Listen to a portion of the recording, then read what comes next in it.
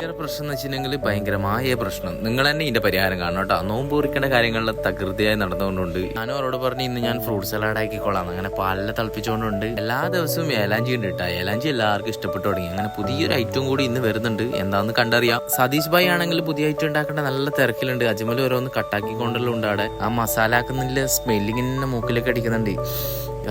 ഏതാന്നറിയാം ആ സമയം. ഇപ്പനാണെങ്കിൽ ഫ്രൂട്ട് ഡിസൈനിങ്ങിൽ മാത്രം ശ്രദ്ധ കൊടുത്തിട്ടുണ്ട്.